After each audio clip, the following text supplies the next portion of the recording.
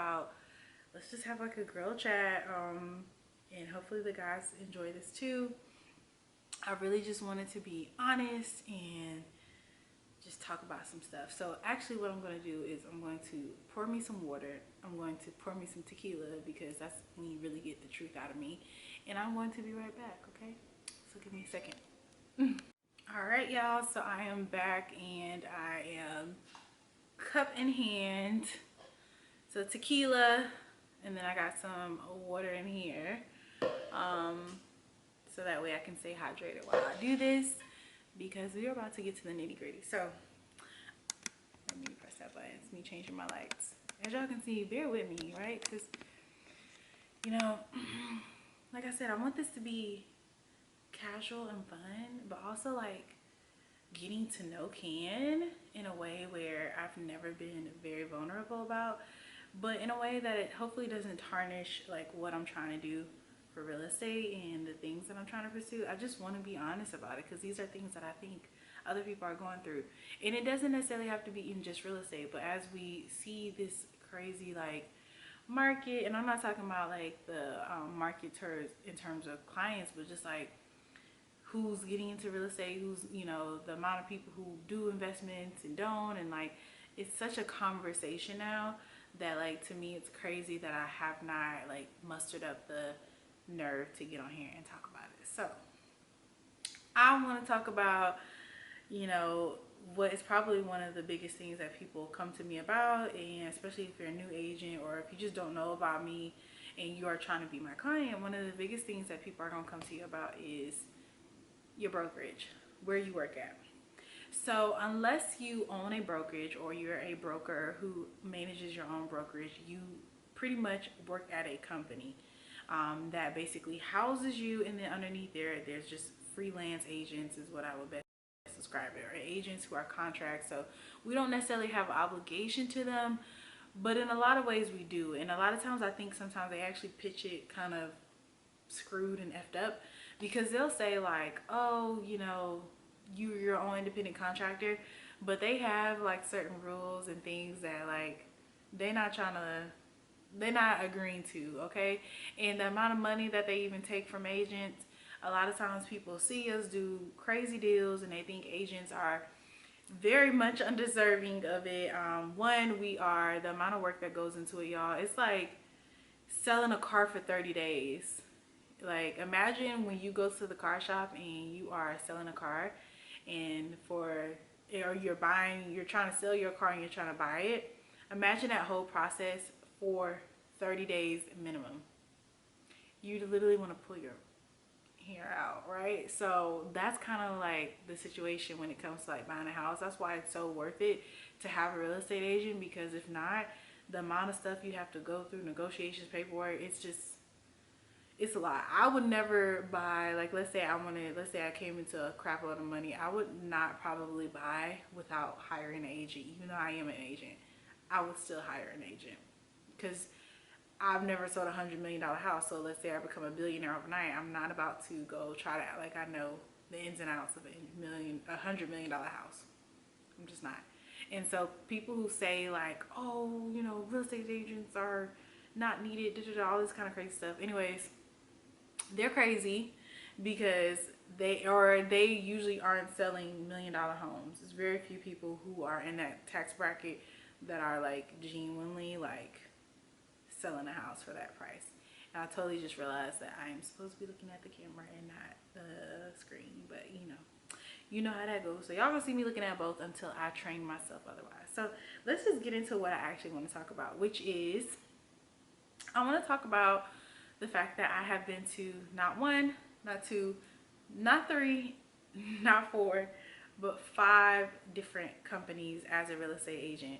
And so you might be wondering like, are you the problem, Ken? And I will wholeheartedly say I am not the problem. What I am though is a very strategic person. And so for any of my new agents who are like, damn, you just signed up somewhere, or even like for people who are trying to choose what companies, this is going to give you a lot of information in terms of like, and it's going to be story time, so it's not going to be like super formal information, but it is going to be stuff that you probably didn't know that goes on behind the scenes. So we're just gonna start off journey by year, journey by journey. So this way y'all can also get to know me, kind of get to know how I've come to be Kinesia, Candles, Luxury, all of that. You'll get to get all of that information in one sitting, while also talking about how I've been to 5 different brokerages, which is like basically going to 5 different companies. Like let's say you are a accountant or you're a doctor and going to all 5 different hospitals or 5 different accounting firms within basically less than 4 years, which is mad crazy, but let's get to it. Hold on. Don't worry, this is the water cup. Hold on.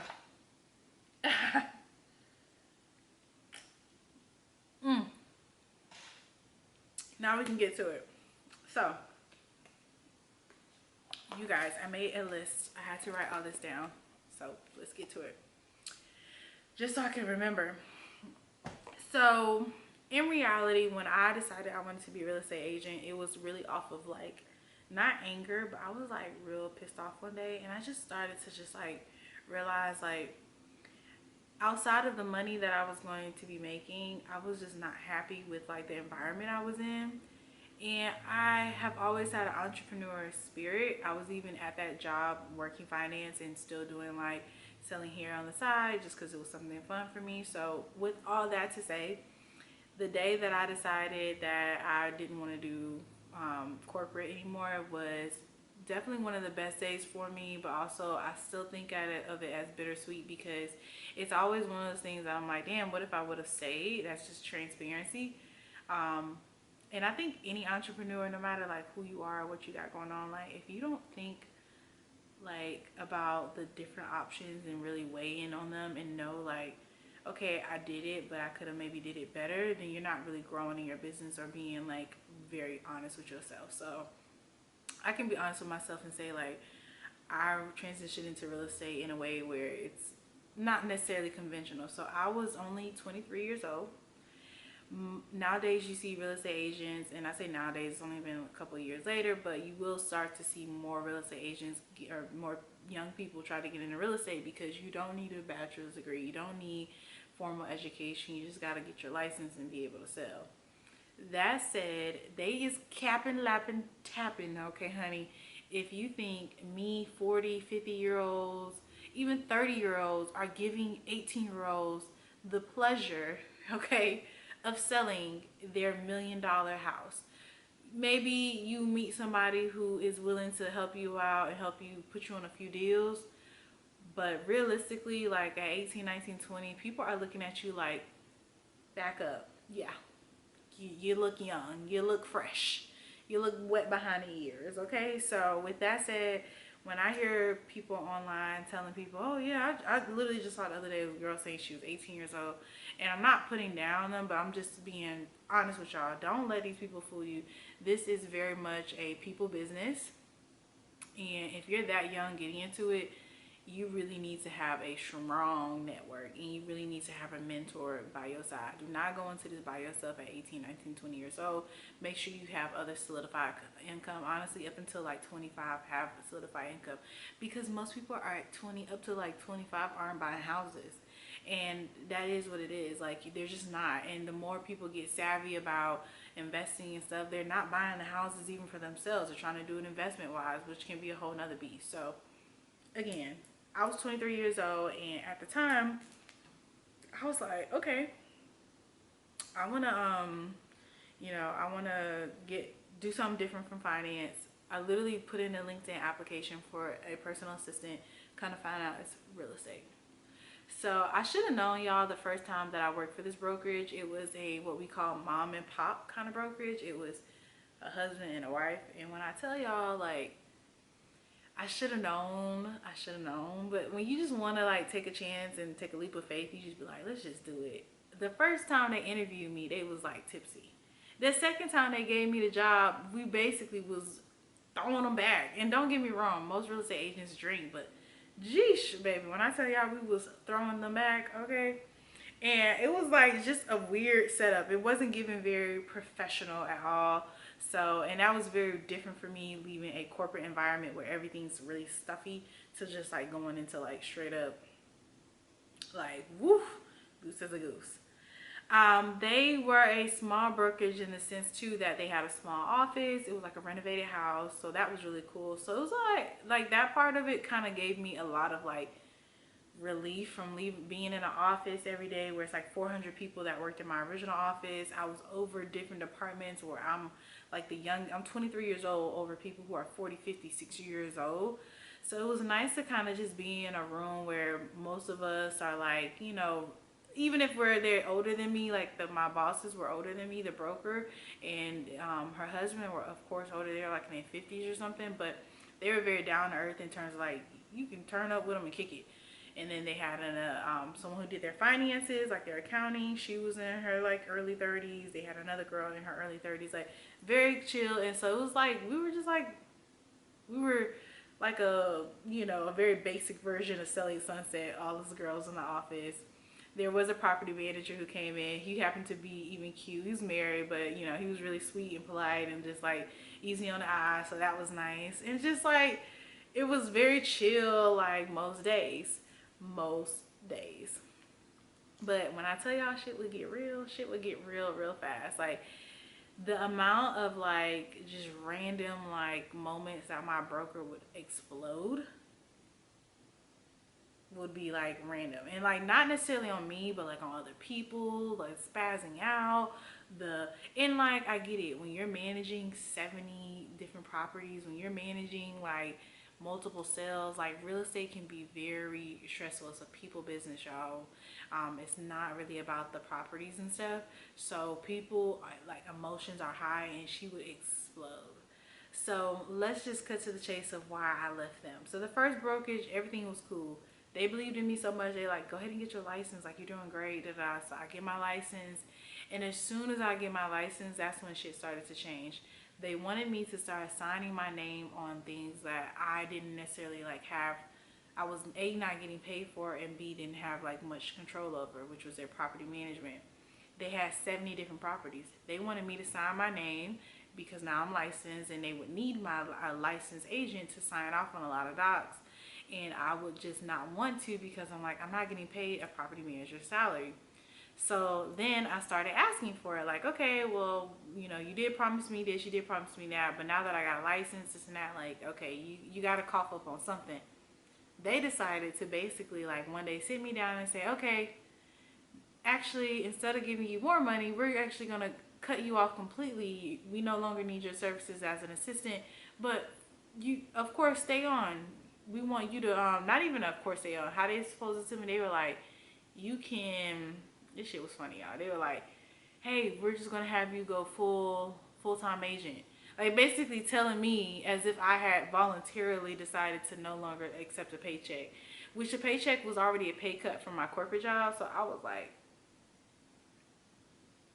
bitch, what? Like, I literally like felt my heart my heart drop into my stomach because like I'm just now taking even more of a pay cut, and you're telling me I gotta go full-time agent and I barely have sold anything.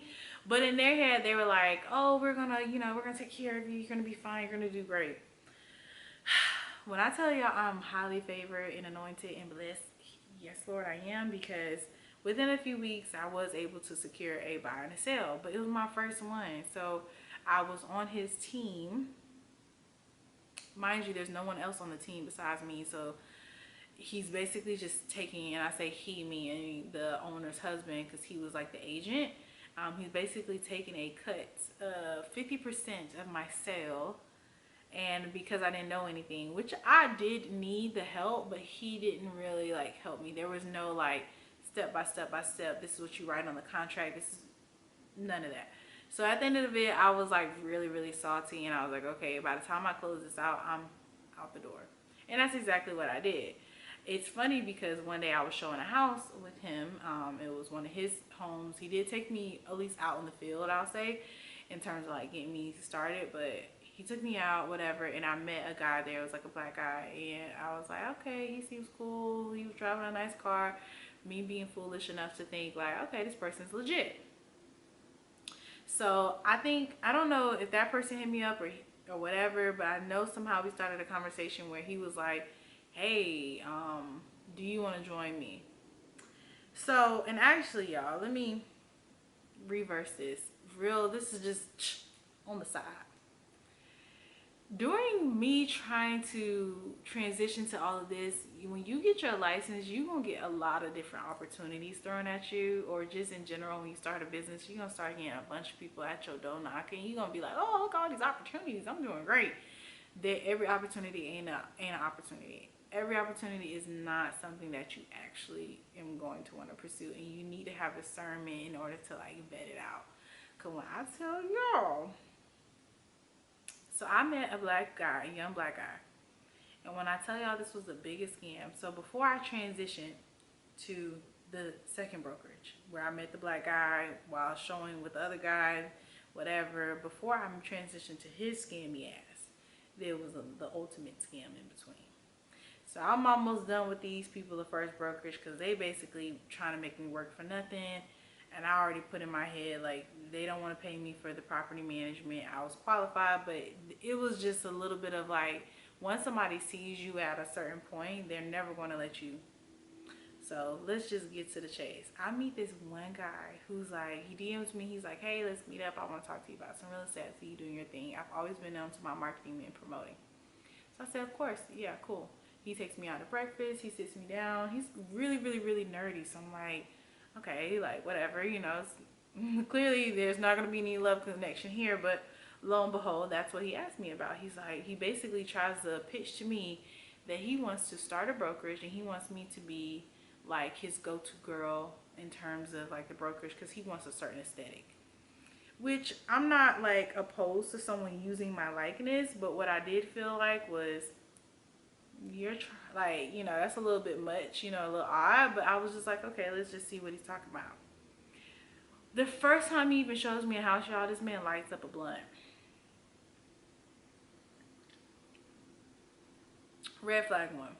2, he then decided one day after me, basically, he decides to give me a card to the account so I can basically pay for my license. When I tell y'all, within a couple weeks, I realized this man was a scam, because nothing was really like progressing. Like, I was ready to leave the other brokerage and he wasn't making no moves. Like, he didn't have an office set up. He didn't have a phone. He didn't have a license. Like, I couldn't change my license. And he started pressuring me about changing my license. I'm like, where do you want me to change it to? You don't have anything set up. Like, you just literally want me to do a switch and you have nothing for me set up. Like, that don't feel good for me. He got mad. We got in a whole blown argument one day outside of his makeshift ass office, which was like a shared space. And I was like, I was done at that point. So I was like, listen, you are a scammer. You and your little thick ass backpack that you keep carrying around, I'm good. So I chucked the deuces, but mind you, I had spent like $1,000 on there, which he was aware of, for my licensing to become a realtor. So if you guys know, there's real estate agents, there's realtors. You have to join a board to get MLS access, all of this. So it's $1,000. And at the time, I had it, but I didn't have it in like savings to spend. So I was like, no, I don't want to do that. He was like, oh no, I got you, I'll pay for it. But of course, with him not ever transferring, like me not transferring my license, he was salty about it. And I was like, bro, I've consulted you though in other ways. Like, I've come to every time you want to meet. I've helped give my ideas. Like, I have been here trying. So to take back the $1,000 was a bit much. But let's just say this calls randomly one day, I'm like looking, my access is denied. After I basically didn't want to continue with him, which I swear I really gave that man so many opportunities, y'all. He basically was like so freaking salty. He was like, he literally called fraud on the card, had to go to the bank. I'm like, hi, I did not like fraudulently use this person was aware. But because even though my name was already on the account and all that, he removed it first and then called it, made it fraud and then removed me. So there was no way that I could go back and like reverse it. What I should have did was take my happy butt up there. But honestly, I was like, I didn't think he would go that far to like say fraud. I was just thinking like, oh, he'll like, let it go. Like, no, that man called fraud on that card, like as if, and so I had to, thank God I have like good family or whatever. So call some family. They were able to like pay it for me, paid them back immediately. But it was just the fact of like, wow. Because mind you, I'm not working for the other people in terms of like an assistant anymore. So like all that income was like gone. And so I was really just living off of savings and just like waiting for my deals to close, which I was giving up 50%, even though it was a really good deal because it was a buy and a sale. So it was gonna run me like I think it was like 330, which 3% of that is like on, just let's say you sell a house for 330,000, like you're looking at almost at least like an $8,000 check. So it was really good money in terms of like the fact that I was getting two deals. One was like for 150 and the other one for 230. Even though I was splitting them, I was still gonna make enough to like cover my bills and like last me. That's a good thing about real estate, y'all. It's like you get paid really slow, but when you do hit, it's like damn near gambling because you can like spread that big lump sum of cash out. So that was scam one. I had some other little scams in there, but we don't even have enough time to get to it all, right? Like that's how many times like to say. So brokerage number two, here we go. So I met that guy at an open house. The other guy I never signed up with brokerage. So now I'm at brokerage number two, which it was like actually space wise, like his office was super dope. Like it was cool. It was like a shared space, but he owned it, so he shared it out with like other smaller businesses. But it was like the kind of office that you'd imagine like for a first time 23-year-old, like you'd want to be in that office, like cool art on the wall, water, like it was just, I say water, it sounds stupid. Like y'all, I like the simple shit. So it was it was like, you know, like you could go and have like, you know, water dispenser, you know, it was like nice, like it was just a nice setup.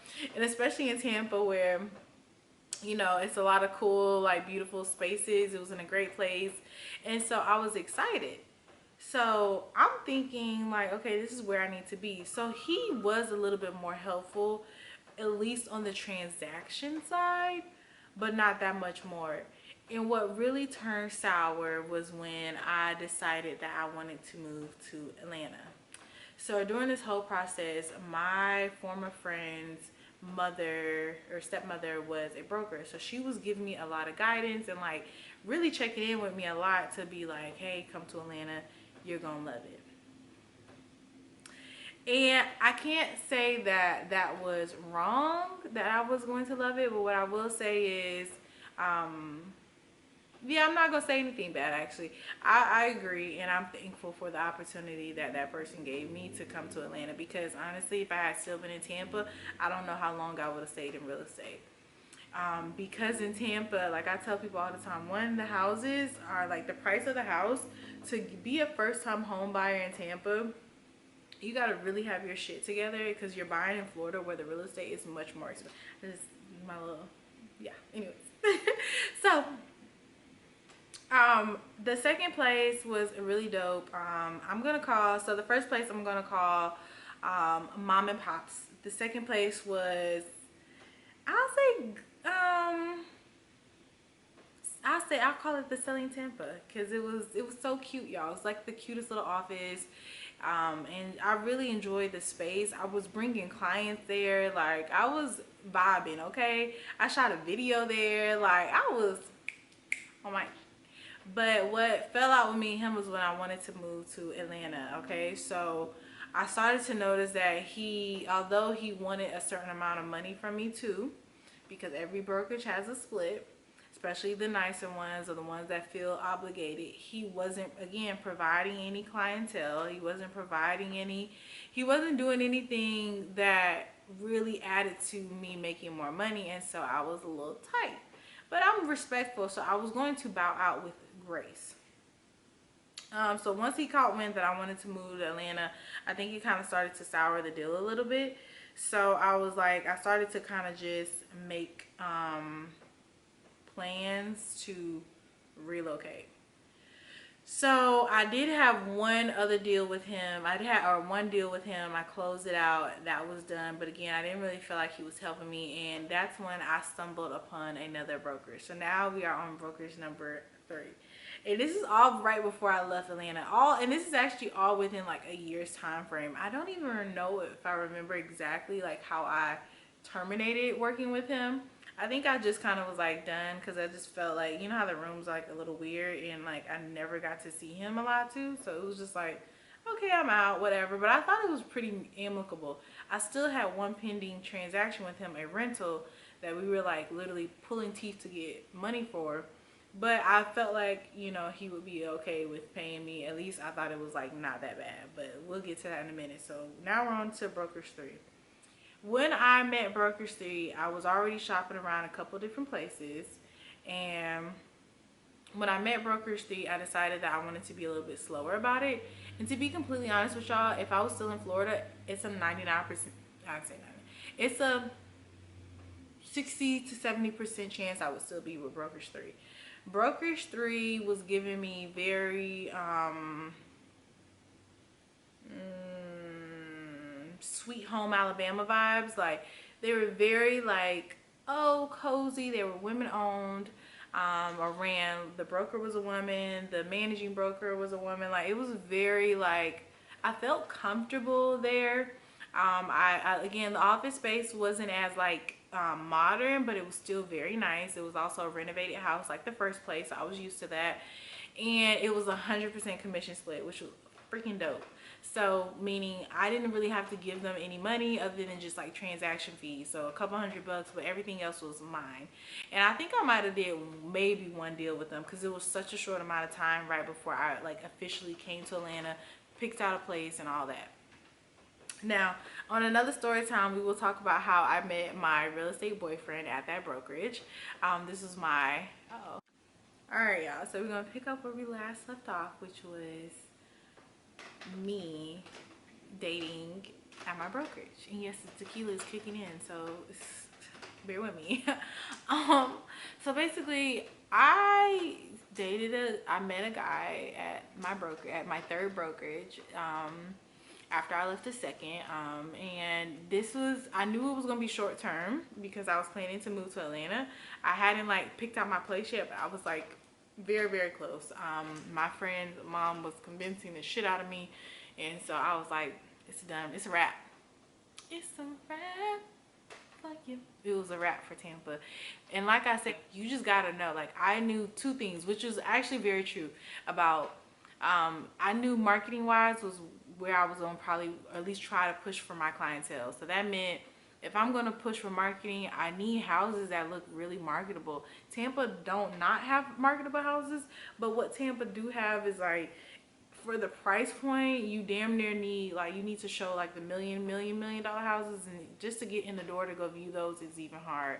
So I realized with Atlanta, like, you can go see $1 million house and it look like a $10 million house in Florida. So that was a big thing. Or you can go see a $500,000 house in, you know, Atlanta, and it looks like $1 million house. Like, so the market here is much more favorable in terms of lower price in a bigger house. And I knew for the demographic that I, you know, already had and was going to be pushing for, it just made sense. So that was one. And then two, in terms of the actual clientele, like, again, I'm a young black female. I had to go for clients that would feel comfortable with me as their agent. And it just, it really, it holds true even now. Like, as much as I still service other clients, it is without question that majority of my clients look like me. And so don't be afraid of that. Like, if you speak Spanish, tap into that. That does not make you racist. That just means you are trying to help people who are Spanish. I don't know no Spanish. I can't help no Spanish clients when they only speak Spanish. It just is what it is, and so forth. So, and it, you know, even down to just nationality, like, you know, just because they're black, maybe I've had African clients that I see primarily work with, or I won't say I've had clients, but I've seen a lot of like African sellers work with African listing agents. Why? Because that's familiarity. It might be a cousin, sister, far auntie, or whatever, or it just might be someone who they know from their community. So community means a lot in real estate. So that's just my tip to y'all. Don't take it racistly. Please don't flag this as racist, please. I'm just trying to speak my truth and be honest with y'all about like what people don't want to talk about, which is like, community is everything. And so, you know, we just, as people, we just distinctly stick with our community in a lot of ways. That doesn't make it a negative thing. It just means what it is. And I still work with all clients. I love when I get to work with other clients. And I think that's actually a blessing that I can work with other clients, in that they feel comfortable to work with me. So, all right. So I'm at my third brokerage. Honestly, I don't have nothing negative to say about them, y'all. They were really good. Like I said, 100% commission split. They had a lot of good agents there, so I could do their open houses. Like, I ended up joining a mentorship. Like, I would really probably still be with them because they really, like, they had a good setup. The only reason I think I would have probably switched from them is maybe if someone, like, did what the other people did, which was like kind of come seek you out. You know what I'm saying? Other than that, I was very, very happy there. And then of course with my boyfriend at the time, working there, it made like for a bliss. Like, you know, he gotta go pick up a check, I gotta go pick up a check. Like, it was just real like a vibes. Like, I was a happy girl working there. I was actually sad to have left because once I came to Atlanta, that's when shit gets real. So now once I moved to Atlanta, I pack up my stuff, whatever. I find a place I want to stay at, and basically I just start with the fourth brokerage. This, honestly, the fourth brokerage needs its own damn video, because y'all, when I tell y'all the shit that I experienced working there, it was an all black female owned brokerage. And if we know anything about my sisters, y'all, we can be either really good to each other or we can be either really shitty. And so for the most part, I really built sisterhoods with a few women. But I saw somebody post this other day, I'm not a girl's girl. I'm very much like a Can. And Can has guy friends, Can has black friends, white friends. I'm very all over the place with who I like end up connecting with. And it's not based off of one particular thing. So I find that sometimes I can be off-putting to people because I am just like a little quiet. Sometimes people see me and they assume like, oh, she's cute. She must be chatty. She must can sing and dance, and I can't sing and I can't dance worse. So I'm very quiet when I'm around people because I usually I'm very intelligent. So a lot of times I talk with like a certain level of like conversation, and I know that can be like, I don't really even know, honestly. We all in therapy trying to figure it out, and I just feel like a lot of times I can be off-putting to some black women. And let's just say for the majority of the time I was happy. It was things that I didn't care for. It was a lot of disorganization, but I was okay with it because of the amount of sales I made. Not the amount of money. I was not making a lot of money, y'all. I was not. I was struggling.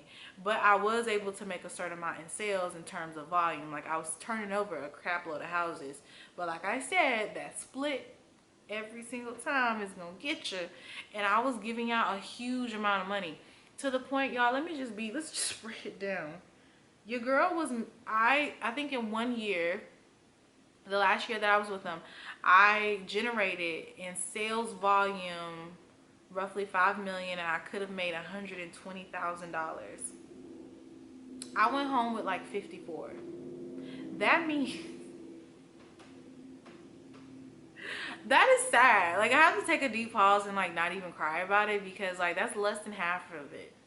Like, that's insane, right? To go home with just like that amount of money when you made 120,000, but you only went home with 54. That's how much of a robbery that shit was. And you don't know it because you assume like, these my sisters, they gonna protect me. What kind of fucking kind of, and not when there's money involved. I don't want you, like, I felt like Players Club, girl. You better go out there and make that money, or that money gonna make you. Like, it was sad. I don't even want to talk about it. I don't want to talk about it, y'all. Like, was there benefit in being able to turn over that many houses? Yes, because then you build a clientele, right? You build hey, I have experience, but I already had some experience. I wasn't like that dry. I was making sales. What was frustrating was to give up that much money and not necessarily see it pumped back into you.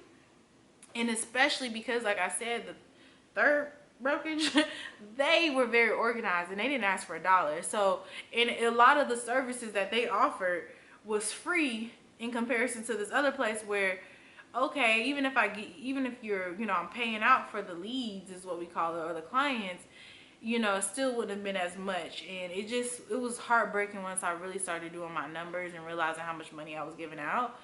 And what really happened, okay, so let me tell y'all about the fourth brokerage. It was a lot of like I said, remember that one dude who try to set up some weird, like, oh, I want you to be like girlfriend. I never agreed to that, by the way. I just want to, like, I don't know if I need to put that in the beginning. I never agreed to that. What I did agree to was just trying to like be a resource to him, and I would agree to photo shoots, but I would never agree to like actually fake being in a relationship. I thought that was weird, but I was like, okay, but I will like pose with you and at least look like a man and woman powerhouse, and they can just fill in the gaps from there, whatever. So I was cool with that, especially if I was gonna get paid separately outside of that. Like, it's technically modeling at that point, so cool. But with this, I found that the brokerage was using my likeness more than anything, and also just like my ideas. Like, I was marketing a lot, like videos and content, and I realized the brokerage was soaking that up because they were new. They didn't really have like that kind of like mindset of marketing. So I was one agent that they could rely on who would be willing to do that kind of stuff, and I didn't feel like I was getting pumped into, and I wasn't really ready to go. I was going to like pace myself out over another year. But then, lo and behold, there's this opportunity where the brokerage gets to be a part of another show's taping. This is Atlanta, honey. Everybody got a show. So we didn't get the show, but we were invited to come out and be on one of the scenes. I show up and I like froze because I am a chicken shit, and clearly I barely can stand in front of this camera. So I like zoomed into the room once I saw the cameras. I knew the cameras was there, but I still think I got like shell shocked. And mind you, y'all, I've been around like celebrities. I have been around like $1 million type of, I've been around money. That's different. Being in front of a camera and knowing that like my demeanor and all that's being taped, I think that kind of like is what got me, like, because I care about, like I said, look how long it took me to do this. It's just because I care about what image I put out in a room with a rapper. All right, y'all, so to pick up basically where we left off at in terms of the fourth brokerage, which was probably like one of my biggest regrets. What I will say of the fourth brokerage, I'm gonna call them the Sister Soldiers brokerage, because that's what we felt like. Like, I felt like a slave to making the money and never making me a ample amount. And they kept saying, oh, you just need to sell more houses. I never wanted to sell 50 houses a year. That's insane. But that's how much you would need to make in order to make like a solid, like, you need to sell anywhere between 30 to 40 houses at minimum to get close to six figures, which is insane. Like, why would I want to sell that many houses a year just to get to six figures when any other agent, if they sell that much, they're well over six figures? You get what I'm saying? It didn't make sense. The math wasn't math. And so I was getting a little too tired, but I was like, I'm gonna stay for another year. When I started to see my friends getting into like situations with the broker, and it was stupid stuff, and then I started to see my broker say stuff like, where I would show up to events. I had made a friend, and we would show up to events, and they're like, oh yeah, they started calling us like the Barbies, and like real mean girl shit, y'all. Like real like Petty LaBelle shit. It got so bad to where when we went to this filming for that whole, like I told y'all, we started off going to, they had a filming. It wasn't for our brokerage, but we were invited to be there. And so when I came in, I was so like nervous. I walked directly to my friends. I didn't care about the other brokerage girls being there because y'all are not my best friends. I went to my best friends and was like, oh my God, best friends, I'm nervous. Oh my God, give me a shot. Like, I'm gonna stand here in the corner the whole night. I did walk to the bathroom, but baby, I was beelining. I ain't give a fuck who was in there. I was trying to avoid them cameras, okay? I didn't like my outfit that day. I was really in my feelings because I was like, damn, I do not like my outfit. It was cute, but it was like not cam, because I was like stressed, because at the time when I was working for that brokerage, y'all, they kept hitting me with the, oh, you too sexy. You always got to show up looking sexy. I'm like, y'all, I don't really think I dressed that bad, but like, okay, I will take the hint, bitch. So when I started to show up to certain places, I did try to be more mindful of that. Long story short, let me get another sip of this, baby. When I tell you, these people went back to my broker who also felt like me and her had like more of a connection, because remember I said this is my ex-best friend's stepmom at the time, so she felt like me and her were like family. And so she was just like, oh my God, like, you I can't believe you would show up somewhere and not speak to your co-agents and all of this bullshit. Okay, like I was like, how old are they? They're like 50 fucking years old, and you're trying to tell me like that they're worried about me walking into a room and not speaking to them. I was having a day, okay? And y'all, I want to say my cup is not dirty. If you see it, that is the I mixed like the little juices in here, and so it's like stuck to the cup. I just want to disclaimer.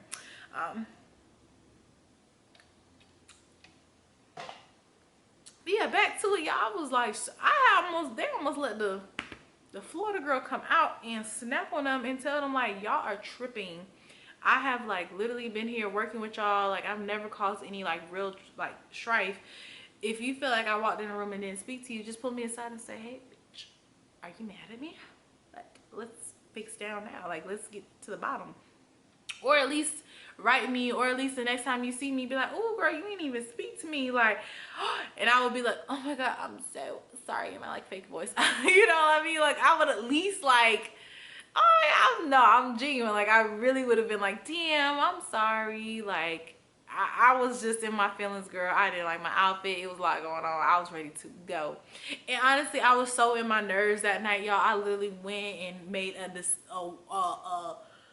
a list of bad decisions that night in terms of like drinking, because I was like, whoo, I'm so glad to be out of that room. I was not thinking, damn, I dissed women at that event that work at my, that just was not top of mind. I would never do that to people like purposely. It's like, I am just really shy when I walk into a room. And again, I feel like sometimes, you know, when you see somebody on social media and this and that and third, you assume they are going to speak to you, or you want that, and so you put this like expectation on them that is not them.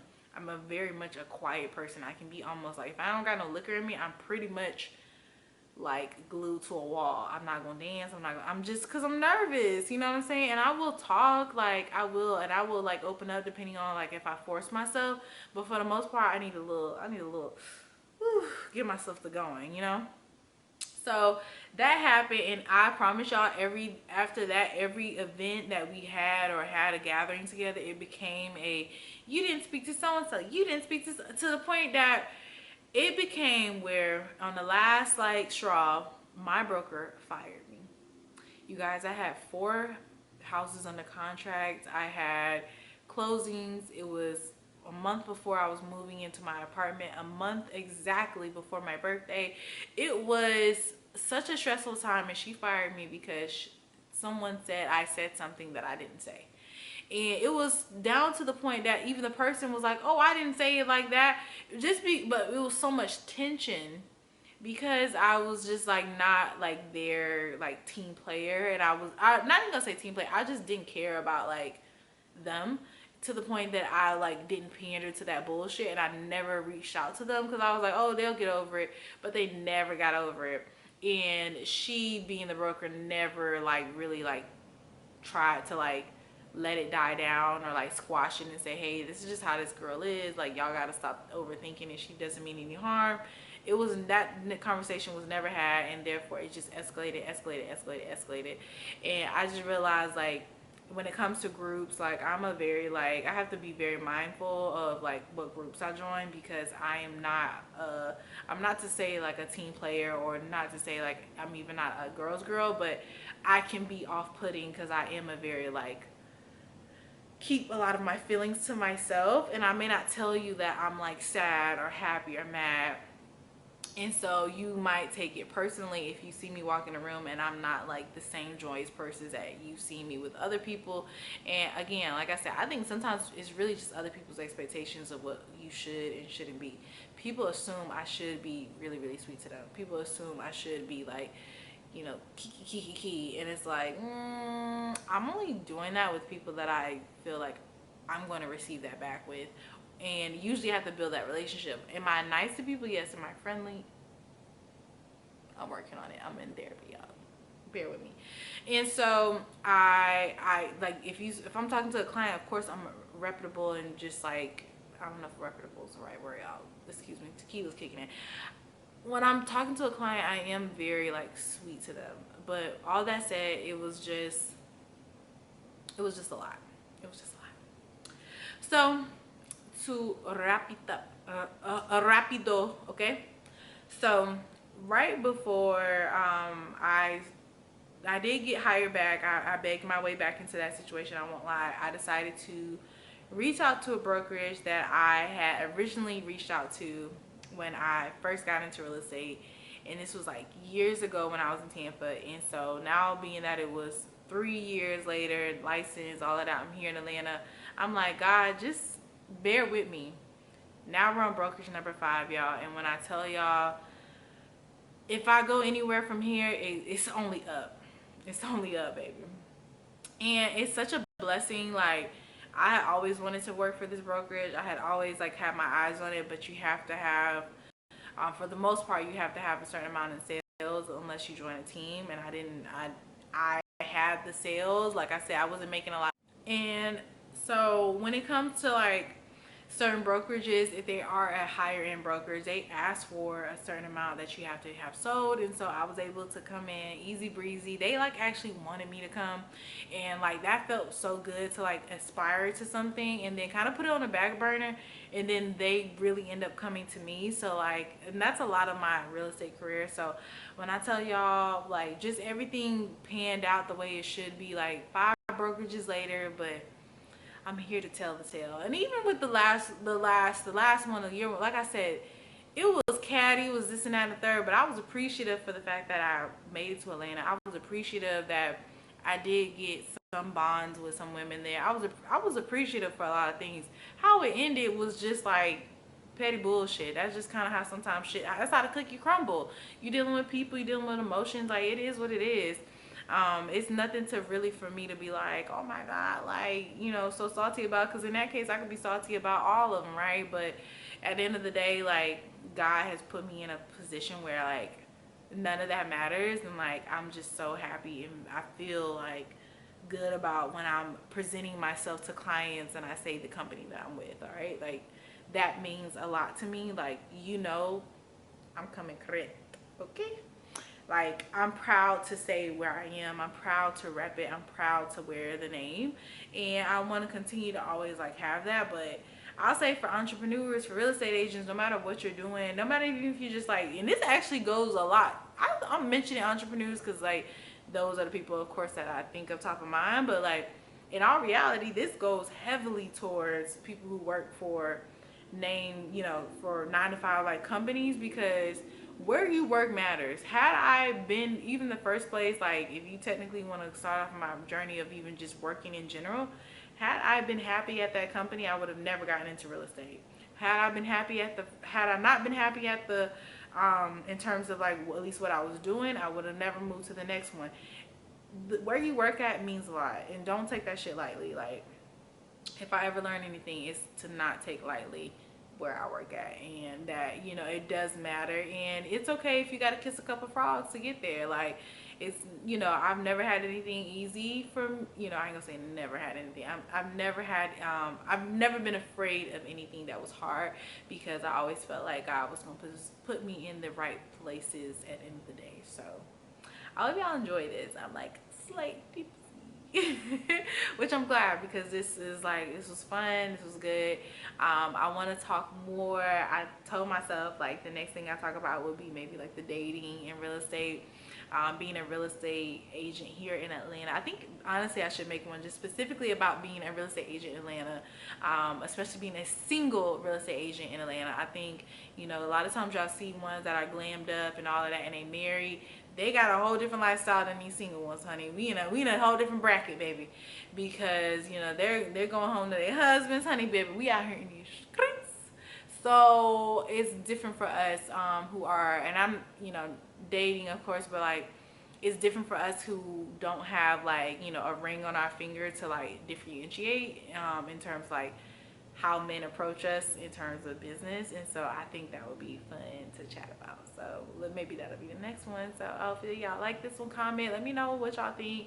Let me know if y'all want to hear more story times, if y'all want to see more vlog. I do have some vlog content that I am going to post, maybe some short stuff, just like little here and there little things that I have still. And y'all tell me what y'all like. So peace, love, and just stay blessed, you guys. Remember that you guys are the prize in any situation, and the moment that you remember that is going to be the moment that you win, right? So love y'all.